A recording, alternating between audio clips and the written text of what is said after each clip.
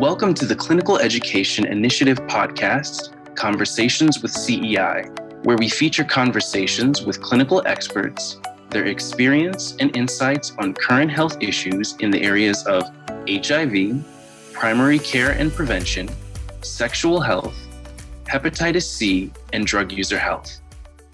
My name is Lauren Walker, and I'm the Program Director for the Hepatitis C and Drug User Health Center of Excellence at CEI. Today, Dr. Sarah Lorenz-Taki, Medical Director for the Greenwich House Methadone Maintenance Treatment Program, will join me in a discussion about hepatitis C treatment beyond traditional healthcare settings. Hepatitis C infection is a major public health problem responsible for substantial morbidity and mortality. In 2021, over 6,500 new cases were reported in New York State, many of which occurred in younger people as a result of injection drug use. Although we have highly effective treatments available for hepatitis C, many people face numerous barriers to accessing them. With the ongoing opioid epidemic fueling new cases, innovative ways of reaching people who inject drugs to ensure they have access to treatment are more essential than ever. Furthermore, people who use drugs and substance use disorder treatment programs were identified in the 2021 New York State Hepatitis C Elimination Plan as priority populations and settings to focus Hep C elimination efforts. Opioid treatment programs, or OTPs for short, are uniquely poised to engage people who inject drugs and integrate Hep C treatment into their services to help expand access to those who need it most. Without further ado, I'm honored to introduce today's guest, who will walk us through Greenwich House's experience providing hepatitis C services and share best practices I hope will be helpful to our listeners.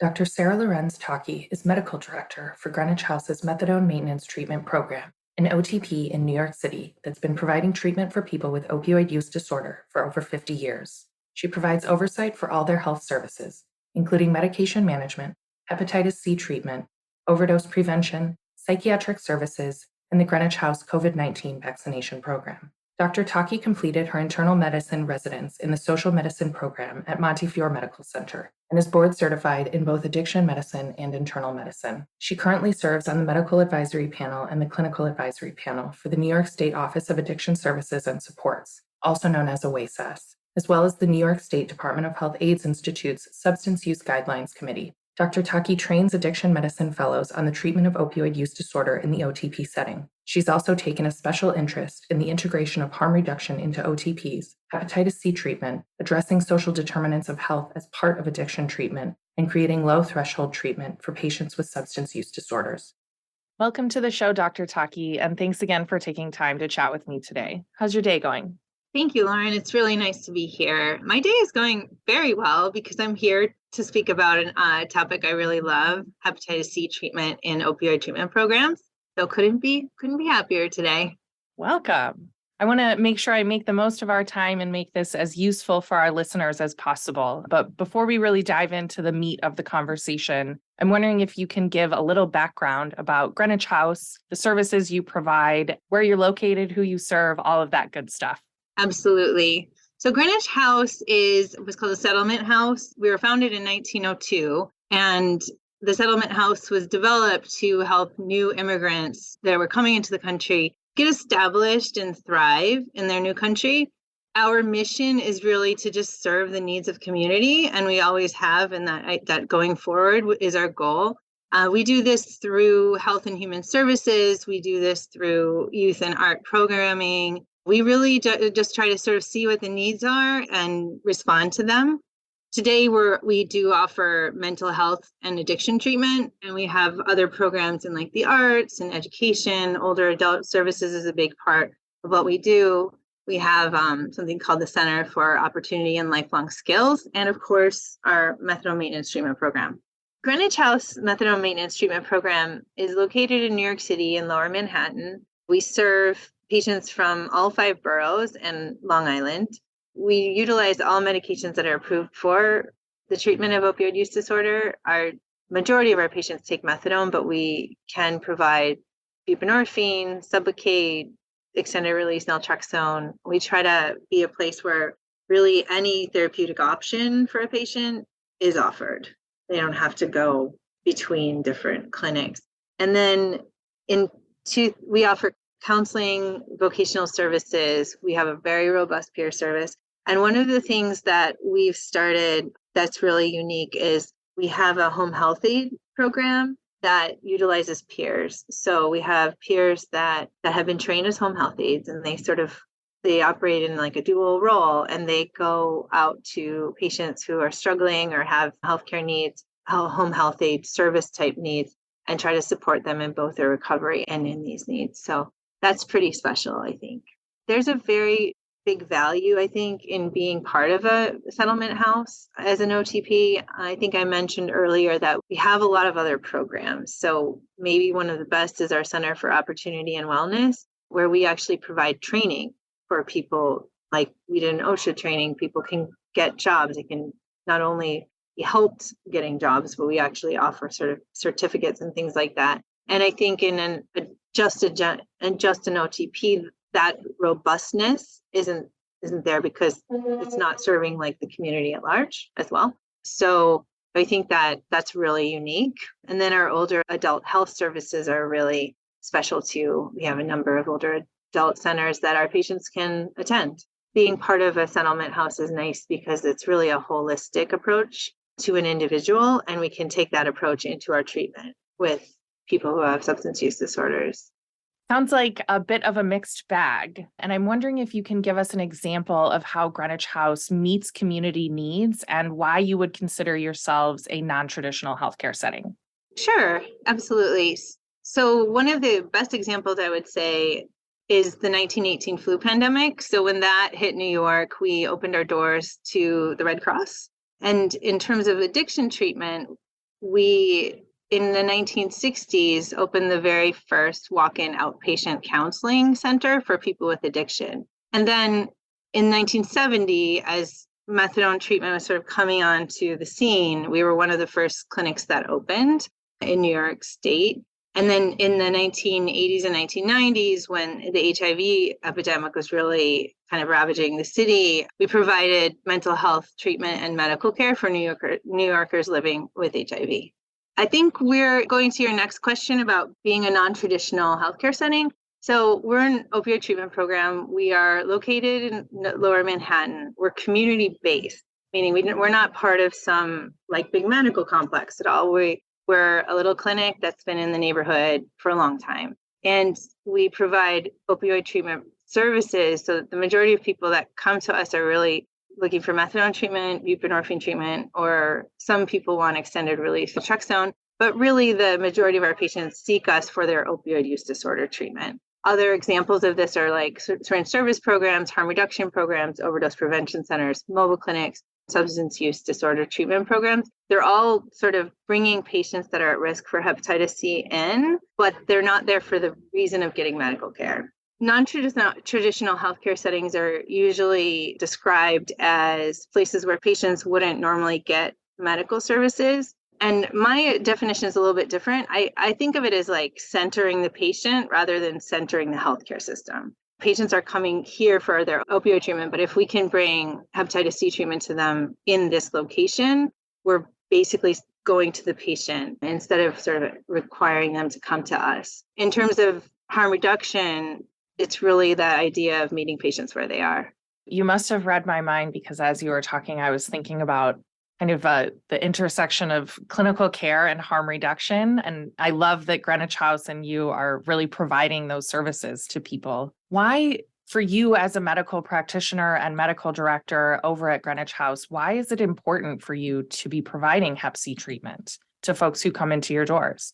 Well, hepatitis C treatment saves lives so objectively, right? And we are here to save people's lives. We have this wonderful medication, methadone and buprenorphine, save lives every day. They're so powerful and effective. And to marry that with hepatitis C treatment just feels like such a win and such a no-brainer in terms of like helping our patients be healthy. The other thing is we see the patients that are not going to go other places. So we're accessing people that fall through the cracks and are the highest risk of infection and bad things happening from hepatitis C treatment. So you think about where you would find a 22-year-old otherwise healthy person who is injecting fentanyl daily and infected with hepatitis C.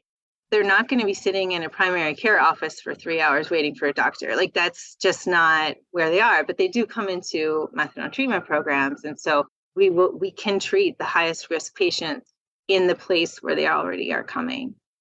It sounds like there might be a little bit of healthcare inequalities at play here, or social determinants of health for folks who have heard those names before, that people, especially people who are using drugs, have been impacted by previously. Absolutely. And we can address those here in a way that you can't necessarily in a busy primary care office or a GI clinic. Another way that we can address social determinants of health is really, I think, through our peer program. We have a very robust peer program that sort of goes out into the community, brings people into treatment if they want that, and then helps them learn to navigate systems and sort of help themselves access different social supports that will help them in their recovery. We have vocational counseling at our opioid treatment program. We have a job center in Greenwich House proper. And these, if you marry, again, hepatitis C treatment, opioid use disorder treatment, to all of these other services, they help to lower barriers. They help to address some of those social determinants of health. And then just the plain fact of lowering the barriers, you will get, the people that really do need treatment and are affected by the high barriers to care. I know you are in the clinic today, so I don't know if you have access to data or be able to answer this question, but have you seen an impact on all of this work and the supportive care that Greenwich House is providing towards your patient outcomes and more widely eliminating hepatitis C across New York State? I think so. Our hepatitis C treatment program has been wildly successful, specifically in the eyes of the patients. They really, really appreciate being able to walk in. We have pretty on-demand medical services. We can draw their blood here. We can take things little by little in terms of getting them close to treatment. So we don't have to do the exam, figure out prescriptions, do the blood work, follow up. It can all be done in little pieces. And I think the patients really appreciate that approach. It's not overwhelming, and we don't lose them in each step of the way. In terms of actual cure rates, I think when we looked at it, at least 95% effective cure rates.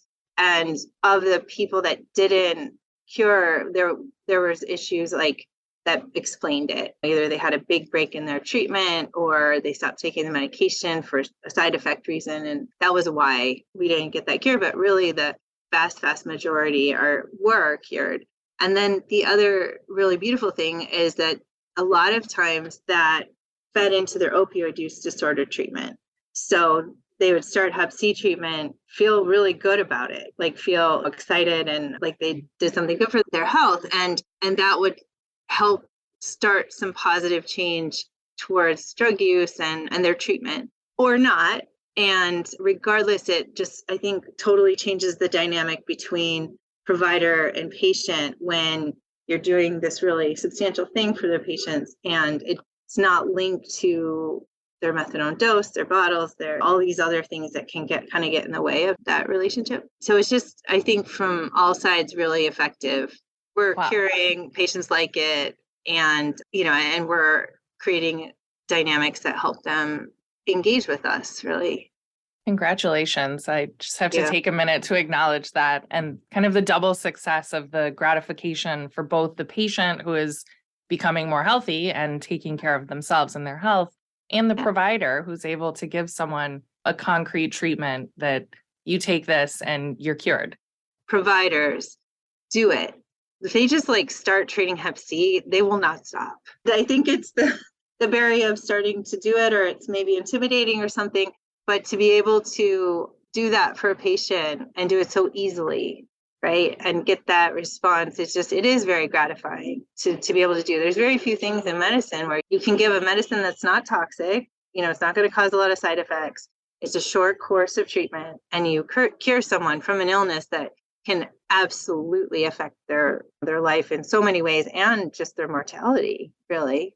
I feel like we finally got to the meat or the middle of our discussion today, and I'm wondering if you can share with us the essential steps in your perspective to developing and integrating a hepatitis C treatment program into an OTP. I would love to. And maybe I can start with just describing that we took to get there. For all of our patients that get admitted or that are currently in treatment, They receive universal screening at the time of admission and then at an annual physical that all patients have while they're in treatment. We do antibody testing that reflexes to viral load. And then if someone is positive, at that point, we can engage them in hepatitis C treatment if they're able to, and also if we have the capacity to. So when we started to develop this program, there were a lot of barriers and a lot of steps that had to be put into place. I think first I started with just seeking guidance from hepatitis C champions. There is a skill set and knowledge base that you have to have. So, and there were definitely, when you're talking about the space of drug user health, there are so many advocates and so many champions that it was quite easy to find people that would work with me. But that's really important. And then for buy-in, it's really important to have staff trainings, both for counselors and nurses, but also the medical staff really need to be educated on how to safely provide treatment. Testing, so if we're talking about bringing services to the patients, right, and not making them seek us out, being able to draw labs on site is really important, or at least have sort of point of care testing. So we have a phlebotomist and medical assistant. So we had to figure out like which labs we could draw. And because we're not in like a LabCorp center or some place that has a lot of equipment for storing different types of samples, we had to work with the labs to figure out how to process them appropriately and get them to the lab. We developed a delivery relationship with a specialty pharmacy, which is not essential, but I highly recommend, because we can then, for the majority of the prescriptions, they would go to one specialty pharmacy, and then we had the medication delivered to us. And that's a really, I think, really important part of this too, is the specialty pharmacy situation for patients can be really difficult, especially if people are experiencing homelessness. They don't have addresses to have the medication sent to. So 100% of our patients sort of agreed to have the medication delivered to us, and being able to do that with one pharmacy instead of like 10 of them really helped. We developed a directly observed self-administration procedure so that patients that are experiencing homelessness or have otherwise, in other ways, cannot manage a month of medication without having trouble with it, losing it, mistaking it, whatever, forgetting. We kept, for some of those patients, the medication in our clinic and then gave it to them daily. So we had to develop that procedure and process. But that's kind of where we started in terms of staff. We needed to create treatment protocols as well, and integrating harm reduction services and education was really essential to the Hep C treatment, because we don't want our patients to get reinfected. And so that was kind of, that happened in conjunction with the Hep C treatment. I would say that we really started to orient around harm reduction around the same time as Hep C treatment. So that's the sort of basics around it. There are some operational issues to think through. So anyone who's running an OTP or medical director for an OTP, there's some things that come up, certainly around how are you going to deal with the administrative burden of getting the medication? Because there is a significant like prior authorization, figuring out the pharmacy, that kind of stuff. And then the electronic medical record is a thing, right?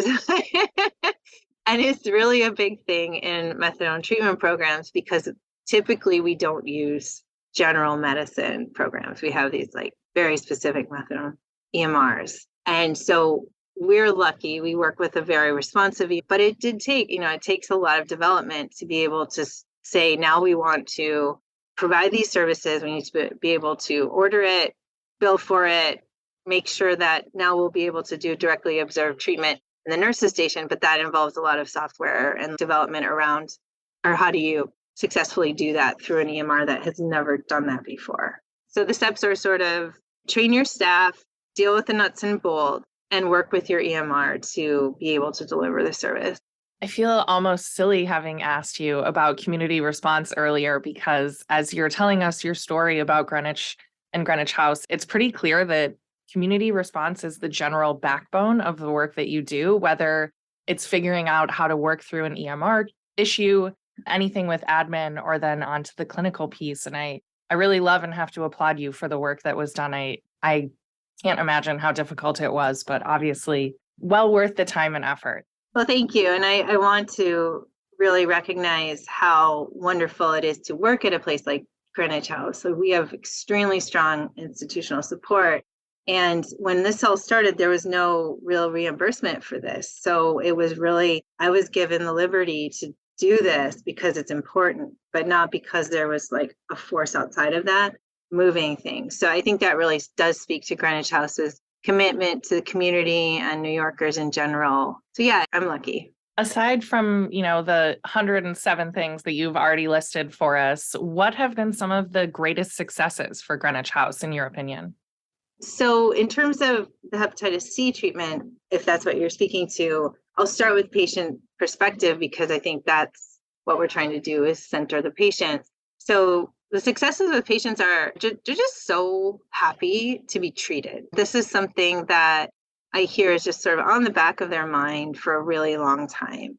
And to be able to take that worry away is just really, they're happy about it. Like it's really nice. The patients are really eager to be treated. And so to be able to do that, I think is a success. I think it's a success that we're able to make it as convenient as possible for patients. I think the patients really appreciate that really our care is almost walk-in for all of it. Some things are scheduled, but you have a need, you walk in, you want to start Hep C treatment, we do that. It's really, I think that's a success when you're speaking about patient experience.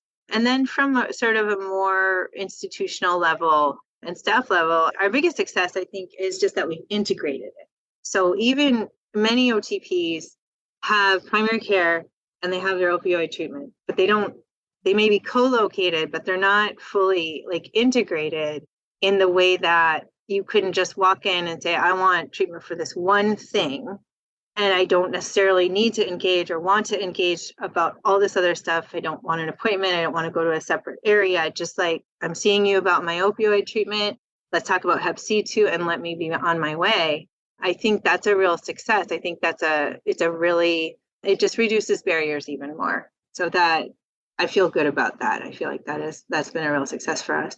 I think figuring it all out, like the labs, the EMR, all the little pieces has been a real success. And I think we've created a culture where the staff is really excited about it, that people have bought in and we get referrals from counselors. We have medical staff that are really excited to do it. Fantastic. When I first thought about today's episode, I had kind of thought we would create a blueprint for other people interested in putting Hep C treatment into their OTP or non-traditional healthcare setting. And it occurs to me now that you actually have the potential and the blueprint to do this for other health services. I'm wondering if you can speak to the untapped potential to provide more comprehensive care to people who use drugs when they're in the OTP. Right. The hepatitis C treatment that we've successfully integrated, I think, shows just how powerful OTPs could be in the treatment of all medical illnesses for people who use drugs or have used drugs who are in addiction treatment. There are something like, I don't know, I don't have the exact number, but something like 400,000 people in methadone treatment in OTPs across the country in all 49 states. And so we think about like the potential of what that could bring to people if we were to be able to, first we're talking about Hep C, bring hepatitis C into those spaces. But really, what if OTPs were sort of reimagined as centers for excellence in addiction treatment? And we were able to say, these are the common things that people who use drugs or people who have used drugs really need treatment for. And let's bring it to them where they're getting their treatment.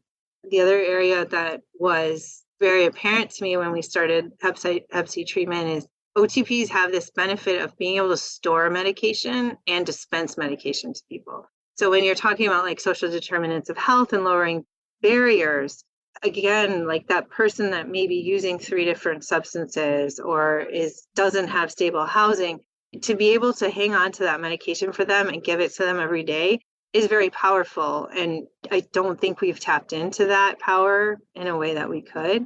And I just have to make a little plug for a second. I don't want to get sidetracked, but if I were to give any recommendation on like further unleashing this potential, what I would say is let OTPs order Hep C medicine the way that we order methadone and buprenorphine. The way it works for those medications is the clinic purchases the medication, the patient gets the medication, and then we're reimbursed. And if it could be as easy as that for Hep C medication, it would also make it so much easier to treat patients, because 80% of the time I spend following up is really about the administrative difficulties. So I think that's an area for future kind of unlocking of potential if that were to happen. Providing healthcare services and OTPs is really kind of a no-brainer, but there's just a lot of structural reasons that it hasn't happened until now. And I think we can reimagine that and change that structure so that we could meet those needs. Well, and Greenwich House is almost a case study itself in the plausibility, the feasibility of doing just that. With what you've been able to do with Hep C treatment, it's taking the next step and the next and the next and the next until you have your ideal that you're just talking about. I love it. Oh, I appreciate that. Thank you. I don't want to dampen the positivity, but I am going to take a bit of a turn. You mentioned earlier having identified some barriers as you worked through this process, and I don't want to have others kind of, recreate the wheel in a negative way. So I'm wondering if you can talk through some of the barriers that you encountered, the solutions that you kind of incorporated to address them, or any recommendations for our listeners. Sure. So I don't think I can understate how much the overdose crisis is affecting us in OTPs. The intensity with which people need medication adjustments, the intensity of how often people are overdosing and coming, thankfully, non-fatally overdosing, but coming in after that, needing care and attention, is to really put strain on the medical services in a way that wasn't there 10 years ago. And so adding Hep C treatment while we're in the midst of that crisis is a hard lift right now. So when you're making a decision about, do I adjust this person's methadone dose, or am I going to go into Hep C treatment? The answer is pretty much always get them stable first, because the immediate risk of overdose is going to trump the hepatitis C. So that's been a real challenge. And sort of leading into that, staffing in OTPs in general is difficult. So finding people who can both treat addiction and treat hepatitis C, that can be a barrier. Now, I do want to say there's so much hope that we're seeing a lot of interest by new trainees and a real movement to try to help people who use drugs and provide really comprehensive, really superior care. The administrative work will always be a barrier as long as there's so much sort of got to go through a specialty pharmacy, got to send in these lab work. Like, the organization of that really slows everything down. And then I think if you're speaking on a very large systematic level, there's no reimbursement in OTPs for hepatitis C treatment on a federal level. So New York has very wonderfully started to do that, but New York's not going to solve the whole problem of the country. It has to be on a real, national scale. Those are some of the barriers, but I do think that we're getting there, and I think we're getting there faster than we ever have. And we have a foundation to work from. It's we're not starting from scratch. We have each other. There are clinical champions out there. Yep. Find each other. Make it happen. Right. Exactly. We can do this. Not that hard, everybody. As we close today's discussion, I'm wondering if you have any major takeaways or anything that you'd like to share with our audience to take home with them today. I do. I just want everyone to recognize first of all, how easy this is. I think there's just a lot of fear from patients about the old medicine, and maybe some intimidation by some providers about what it means to treat Hep C. And I just want to say it is way easier than managing someone's other medications for opioid use disorder. And you don't have to do it in a huge medical complex with radiology and GI in the same place. It is very feasible to do this in settings where the patients are that are not traditional healthcare settings. I think another thing I'd like people to take away is that doing this in non-traditional settings is going to be essential in meeting the elimination goals. I don't know how we would meet those if we don't go to where the patients are. Especially considering that young people who use drugs are the drivers right now, are the people who are infected and the drivers of infection. And then the third thing I think is really talking about OTP's potential. I've worked in this field for 12 or 13 years now. And OTPs have challenges and they have things, but they really just have such a potential to save lives. They have such a potential to reach people that really are falling through the cracks. And if we can expand our services, expand our vision, expand our scope in people's lives, I think that we could do enormous good. Conventional methods of hepatitis C treatment delivery, including referral to an off-site location or specialist, have discouraged many individuals from accessing, initiating, and completing treatment, especially people who use and inject drugs. Promising practices and core components of integrated care models continue to emerge in OTP settings, and it's been wonderful to hear about Greenwich House's success with Dr. Taki. OTPs play an integral role in supporting people who use drugs and clearly can successfully provide hepatitis C treatment to improve patient health and therapeutic alliances while reducing barriers and benefiting society in general through reduced transmission. If we aim to eliminate hepatitis C in New York State by 2030, more innovative approaches like this and passionate clinical champions like Dr. Taki are needed to lead the way. Thank you for tuning in. Join us next time for a new episode of Conversations with CEI. Visit us at ceitraining.org and follow us on CEI social media platforms.